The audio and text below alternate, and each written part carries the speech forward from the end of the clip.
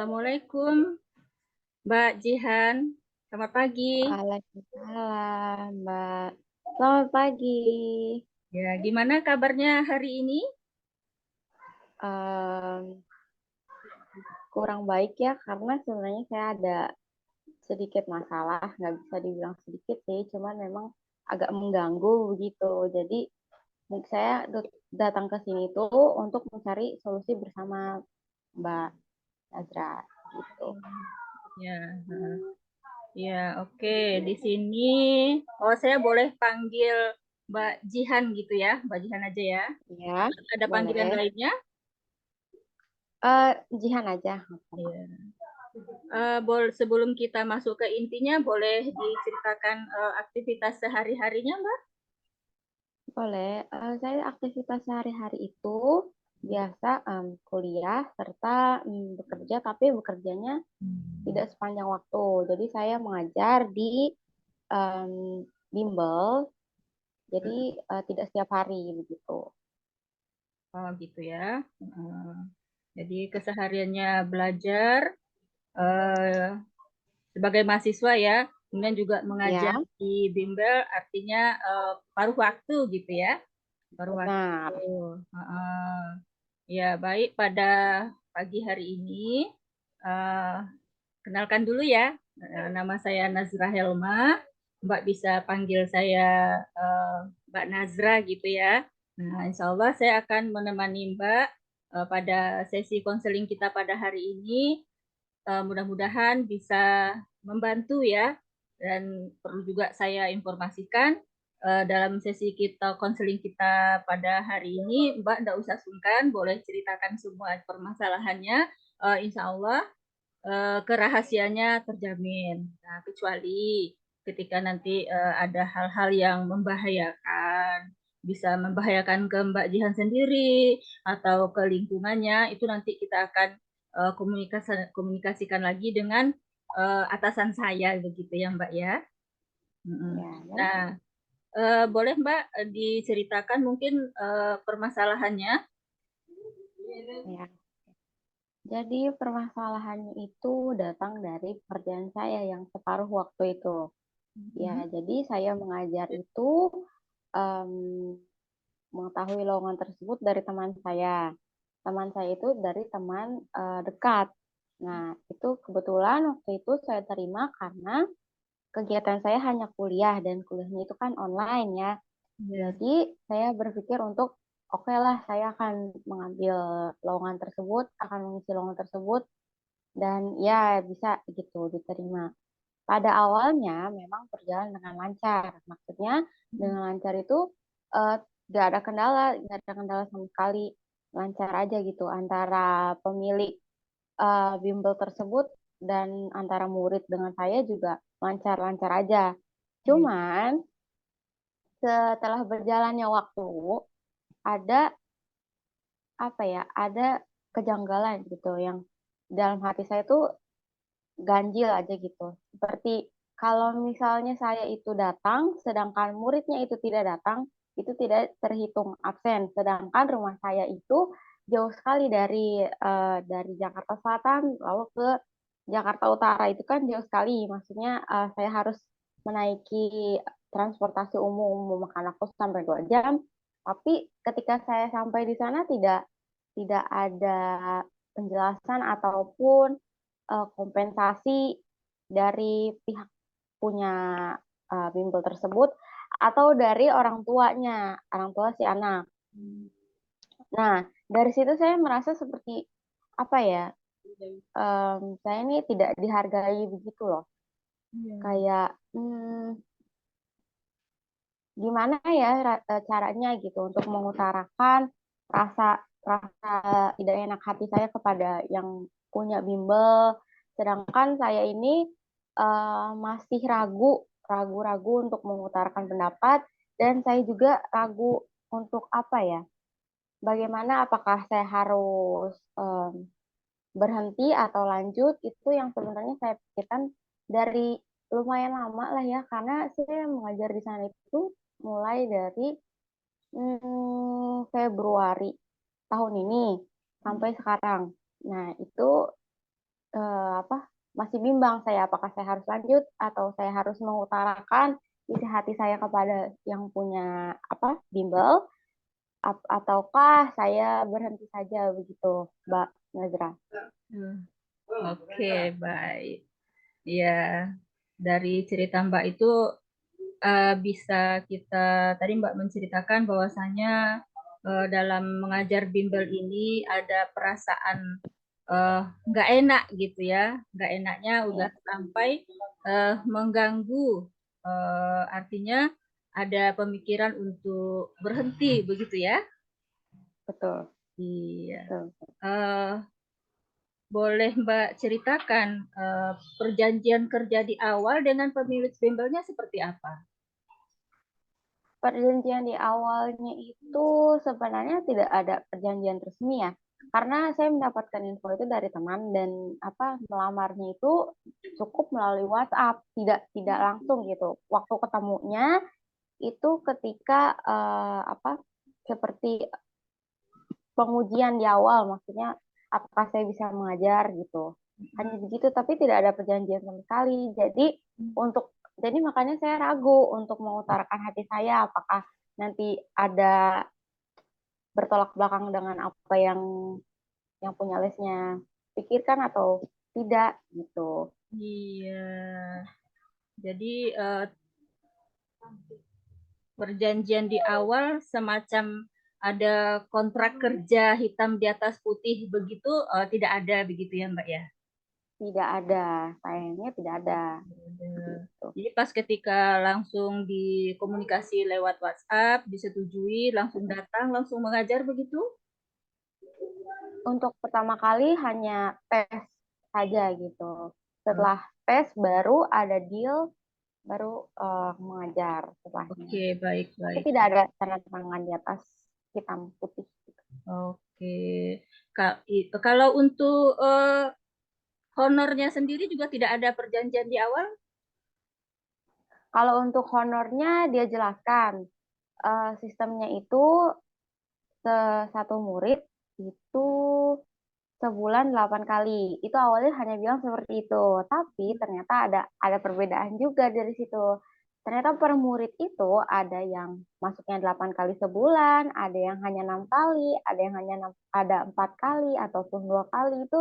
Jadi tidak sama gitu loh. Dari awal dia tidak bilang kalau berbeda-beda setiap muridnya begitu. Oh, begitu ya. Jadi memang tidak ada eh, artinya kalaupun ada perjanjian di awal tentang honornya, ternyata setelah berjalan tidak komitmen juga ya dengan perjanjian yang berbeda-beda setiap siswanya, bahkan honor yang diberikan juga berbeda begitu ya.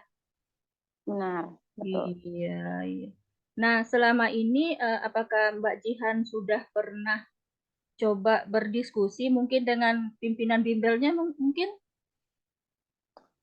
Sejauh ini mungkin saya pernah itu sekali mengutarakan atau pernah berdiskusi perihal fee yang saya dapat karena Iya. saya pikir itu rumah saya kan jaraknya jauh ya, Mm-mm. jaraknya jauh sedangkan tempat bimbelnya itu jauh juga. Mm-mm. Jadi antara antara ongkos transportasi sama ongkos yang saya keluarkan untuk pergi itu tidak Tidak sinkron gitu, seimbang tidak gitu ya. sama, ya tidak Iya. seimbang. Iya, jadi saya mengutarakan pendapat saya untuk maksudnya agar sedikit dinaikkan. Nah, saya awalnya itu bilangnya mintanya berapa tapi sama bimbelnya itu tidak dimaksimalkan gitu. Iya, Begitu. iya, iya. Nah, ketika Mbak mengatakan seperti itu dari pihak bimbelnya, tanggapannya bagaimana? Tanggapannya awalnya sih mungkin ada upaya seperti penolakan, tapi maksudnya menolaknya tidak secara langsung gitu. Secara Kayak halus mungkin ya. iya begitu. Cuman karena saya harus jelaskan ya, jelaskan dari maksudnya perjalanan saya ke sana, terus capeknya seperti apa dan muridnya juga seperti apa. Jadi harus jelas baru di disetujui begitu. Oh, gitu. Oke. Kalau misalnya komunikasi ke orang tua siswa atau ke murid ada peluang nggak? dari Mbak Jihannya? Atau kita boleh Nah, nggak diperkenankan deal dengan siswanya atau orang tua siswa? Karena kan biasanya kalau kita ngajar di bimbel ini kan kita tidak ada komunikasi dengan orang tua siswa, tapi kan kita lewat pemilik bimbelnya biasanya begitu ya.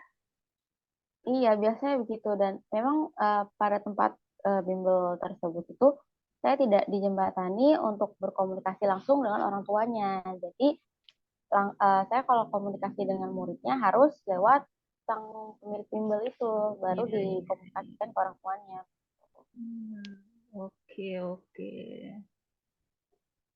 Hmm, baik ya, tidak ada komunikasi, tidak ada apa ya, kemungkinan komunikasi dengan siswa, apalagi orang tuanya gitu ya, karena kan kita memang kalau kita lihat statusnya sebagai eh, karyawan mungkin ya, bahasanya lebih tepatnya di situ. Oke, kemudian kira-kira dari Mbak Jihan sendiri nih, kalau Mbak berhenti di situ gitu.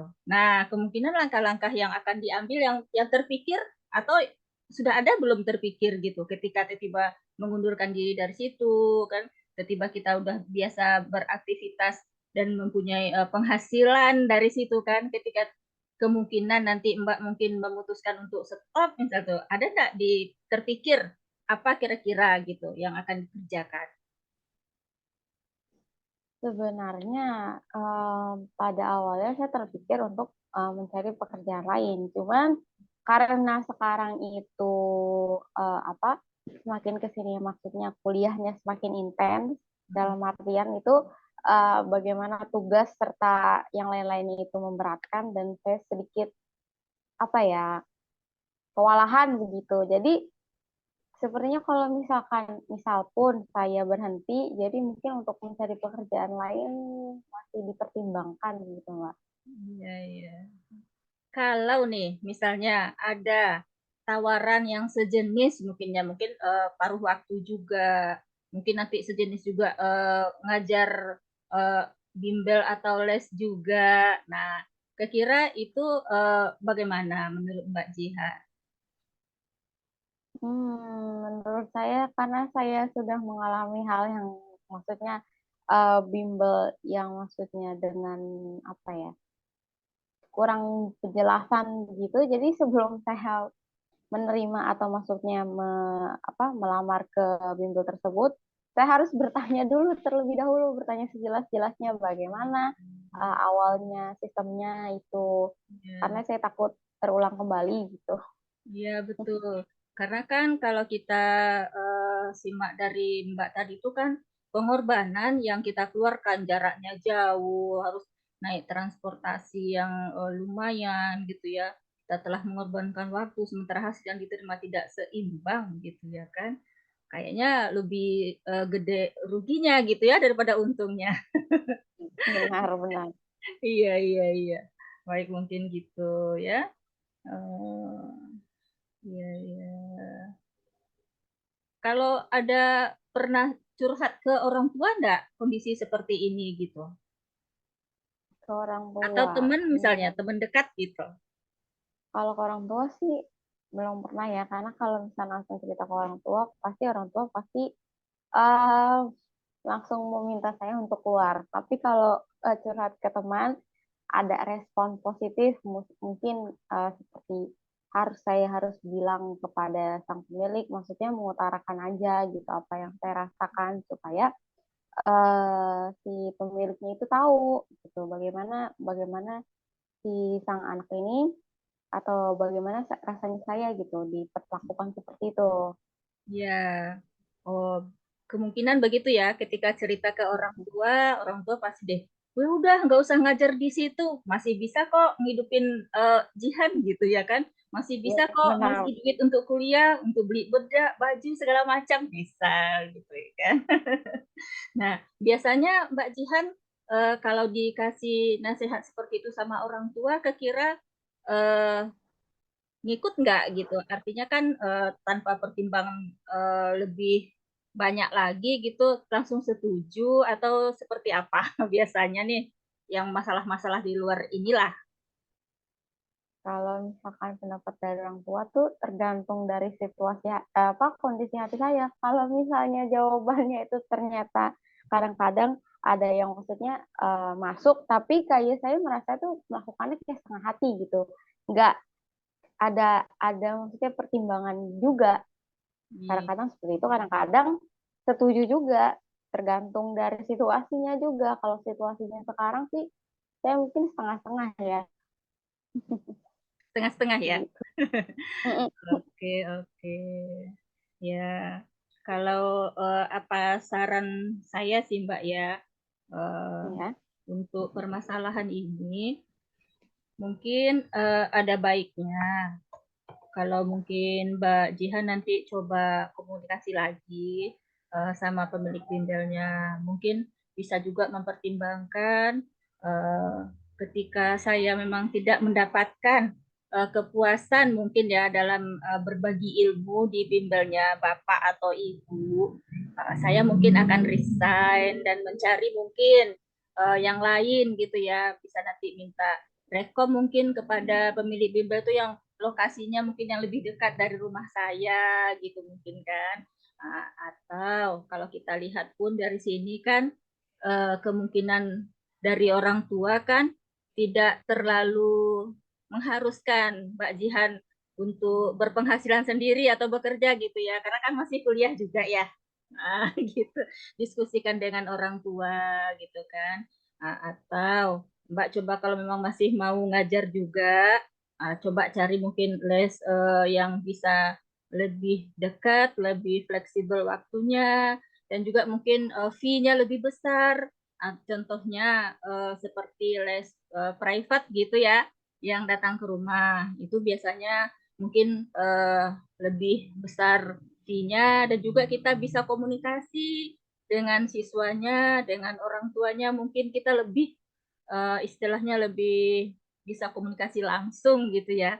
Ketika dia tidak bisa les hari ini, ketika kita tidak bisa ngajar hari ini, itu bisa dikomunikasikan mungkin.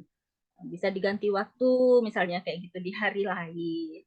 Nah, bagaimana caranya mungkin sekarang kan kita bisa juga memakai medsos ya. Entah itu Ya.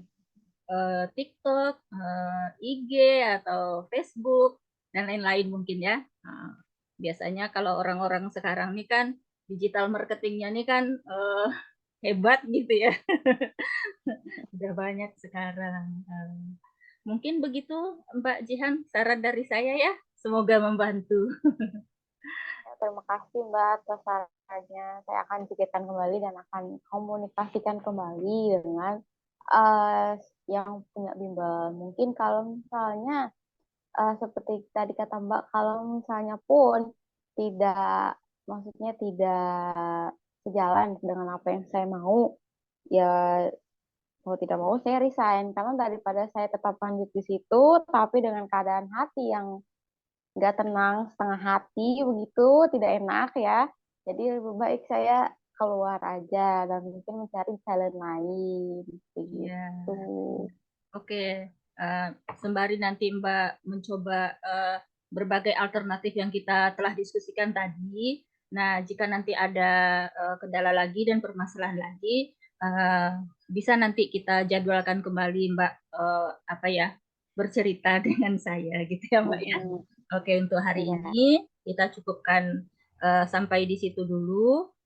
Selanjutnya nanti Mbak bisa berkomunikasi lagi ya, mungkin via WA atau bisa telepon langsung. Baik Mbak ya, terima kasih ya. Assalamualaikum terima kasih warahmatullahi Mbak. wabarakatuh. Waalaikumsalam warahmatullahi wabarakatuh. Assalamualaikum warahmatullahi wabarakatuh. Selamat pagi Mbak. Waalaikumsalam warahmatullahi wabarakatuh. Pagi juga Mbak. Ya, selamat datang di sesi bersama kita. Bagaimana kabarnya hari ini Mbak? Alhamdulillah sih saya bisa datang ke tempatnya Mbak Jihan. Ya, baik. Oke. Pertama-tama boleh ceritakan tentang kesehariannya? Baik Mbak, saya biasa dipanggil Nazra Mbak ya, seorang ibu rumah tangga. Alhamdulillah juga nyambi kerja di sebuah unit atau cabang perusahaan gitu. Nah, saya di sana bekerja sebagai tenaga administrasi yang menyusun laporan-laporan kegiatan dari unit usaha tersebut. Nah, selama bekerja di sana, alhamdulillah eh, baik-baik aja ya selama ini. Nah, di sana kami tuh bekerja dengan tim gitu ya Mbak ya, bekerja tim. Kebetulan bagian saya itu adalah bagian yang paling terakhir gitu ya, paling terakhir yang akan menghasilkan output berupa laporan terakhir. Nah, laporan dari unit ini itu akan dikirimkan kepada kantor pusat. Nah, kantor pusat itu nanti menggunakan hasil kerja kami sebagai laporan perusahaan, laporan utama begitu Mbak. Nah, selama ini kami bekerja dalam tim baik-baik saja, gitu ya, alhamdulillah. Cuma belakangan ini ketika anggota tim dan manajernya berganti, nah di sini nih masalahnya. Mungkin karena mereka masih baru atau seperti apa, jadi cara kerja tim kami itu agak mengalami kemunduran. Contohnya, ketika kami butuh data untuk menyusun laporan, itu data yang kami terima itu tidak sesuai dengan yang dibutuhkan. Itu satu. Kemudian juga eh, datangnya terlambat. Nah, ketika data yang kita dapatkan terlambat, itu menghasilkan laporan yang terlambat juga. Nah, sementara kan kita deadline gitu ya untuk laporan ke kantor pusat. Nah, di sini nih saya merasa tertekan gitu Mbak ya, karena kan secara personal saya itu biasa rinci, detail, tepat waktu, artinya sesuai dengan SOP yang telah diberikan oleh kantor pusat kepada kita. Nah, di sini saya tidak dapat melakukan pekerjaan dengan baik. Kenapa? Karena bukan murni dari kesalahan saya gitu. Saya nggak bisa bekerja karena data tidak diperoleh tepat waktu. Nah, selama ini saya juga sudah coba ingatkan gitu ya kepada bidang yang lain ya yang bersangkutan sebagai sumber data, dan juga saya sudah coba berkomunikasi dengan manajer di atas saya gitu ya. Cuma tetap saja belum sesuai dengan harapan yang biasanya kondisi kami eh, dapatkan ya, kondisi yang kami apakan sebelum bergantinya orang-orang personil-personil yang baru ini begitu Mbak. Nah, jadi di situ saya merasa tertekan. Eh, Sudahlah pekerjaannya memang penuh di bawah tekanan ya. Tim yang kita harapkan bisa bekerja dengan baik tidak sesuai dengan harapan gitu. Nah, itu satu. Kemudian di samping itu saya juga eh, terdeteksi menderita penyakit diabetes gitu yang notabene itu kan nggak boleh stres gitu ya kan, nggak boleh terlalu tertekan karena itu akan mempengaruhi kepada kadar gula darah saya yang menyebabkan penyakit gitu Mbak.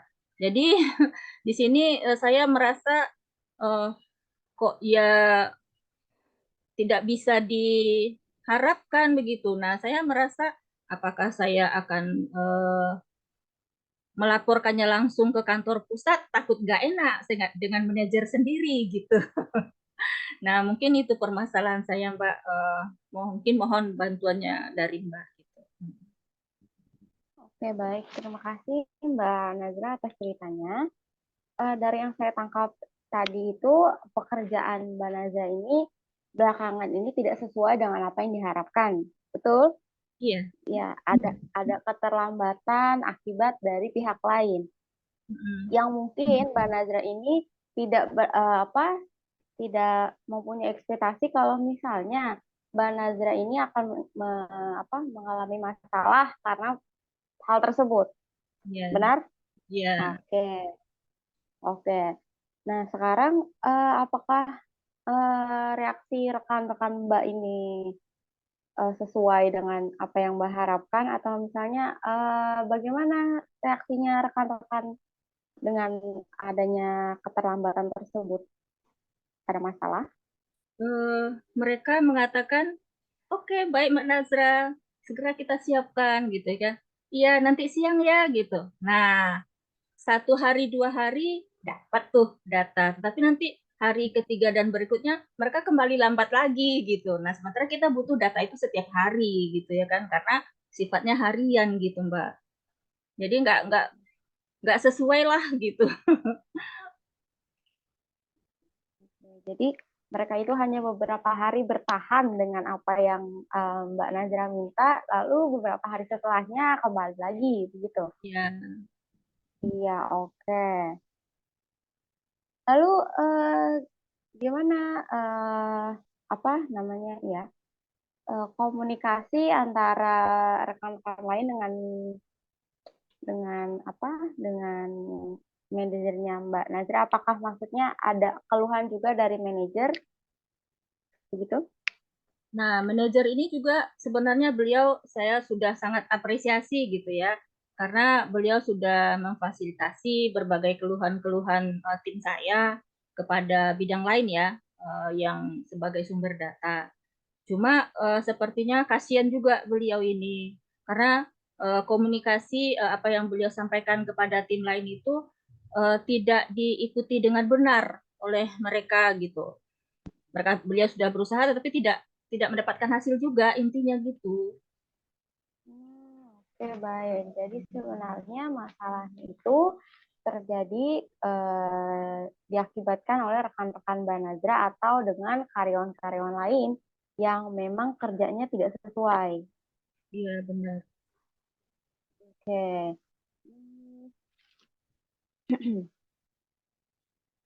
Ada nggak upaya-upaya lain dari rekan-rekan untuk maksudnya memperbaiki gitu loh apa yang terjadi itu? Ya kalau kita tanya mereka, mereka ngakunya sudah berusaha gitu ya, sudah berusaha bekerja dengan baik semaksimal mungkin dan mereka rata-rata eh, berlindung lah mungkin kita bilang itu dari kondisi-kondisi mereka, katanya mereka sibuk lah, inilah ada yang sakit lah, ada yang sedang cuti lah. Nah, intinya kan hal-hal yang eh, tidak bisa kita terima secara logika ya. Padahal ketika kita dapat info dari teman yang lain, dia tuh datang sering terlambat, terus jam istirahatnya lebih lama begitu. Saya paham. Ada beberapa orang yang mencari alasan atas apa yang dilakukan. Ya, Padahal sebenarnya hal tersebut merugikan orang lain. ya. Sebelumnya Mbak itu sudah memiliki pikiran untuk maksudnya melapor ke atasan yang atau mau langsung melapor ke pusat, tapi Mbak itu masih berpikir itu sebenarnya sebelumnya Mbak sudah pernah mengalami hal ini atau belum? Sebenarnya udah sih, udah coba ini komunikasi eh, ke manajer saya aja sih komunikasinya dan saya eh, cuma komunikasi ke kantor pusat itu dengan ini dengan teman gitu, bukan dengan pimpinan langsung di kantor pusat. Kebetulan teman saya ada di kantor pusat, ya palingan curhat-curhat gitu aja. Kayak mana sih kalian di kantor cabang kerjanya oh gini-gini. Nah, tapi kan tidak dapat solusi juga karena teman bukan pengambil keputusan gitu. Jadi kalau misalnya, kalaupun Mbak Nazra ini atau misalnya keputusan finalnya nanti rekan-rekan itu misalnya tidak ada perubahan, misalnya itu Mbak itu sudah ada pikiran nggak? Maksudnya nanti mau apa ya saya gitu. Kalau itulah tuh eh, pikirannya mungkin saya coba minta izin lah ya ke manajer saya untuk difasilitasi jumpa sama pimpinan yang di kantor pusat. Kenapa? Biar saya jelaskan nanti kenapa sih laporan kalian tidak tepat waktu gitu. Nah, ketika ditanya itu saya minta difasilitasi untuk komunikasi ke sana sama beliau begitu, manajer saya. Gitu sih, Mbak. Oke. Jadi Mbak ini sudah memiliki sebenarnya sudah ada persiapan atau misalnya ada pikiran kalau nanti misalnya misalnya apa namanya terus terjadi berulang-ulang kejadian seperti ini, Mbak akhirnya mau meminta difasilitasi oleh pimpinan untuk bisa berbicara dengan pihak pusat. Iya, Oke.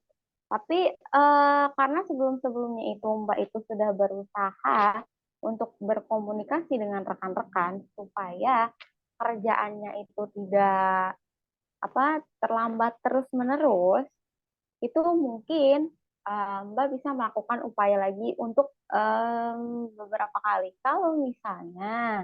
Kalaupun misalnya nanti tetap terjadi hal seperti itu, mungkin Mbak bisa berkomunikasi lagi dengan manajer supaya apa yang Mbak inginkan itu yang tadi untuk bisa difasilitasi untuk berbicara ke pusat itu bisa terjadi iya. begitu. Oke, baik Mbak. Saya akan mencoba saran dari Mbak ya. Mudah-mudahan saya dimudahkan gitu. Terima kasih Mbak. Terima kasih kembali Mbak Nazra. Kalau nanti masih ada kebimbangan atau misalnya ada masalah yang masih harus Mbak bicarakan atau Mbak masih bingung dengan masalah ini, Mbak bisa komunikasikan lagi dengan saya melalui WhatsApp atau di pertemuan selanjutnya kita bisa jadwalkan lagi gitu Mbak. Oke, baik Mbak. Terima kasih banyak. Insya Allah kita nanti komunikasi lagi. Saya akan kabarin Mbak lagi ya. Terima kasih Mbak ya. Assalamualaikum. Waalaikumsalam.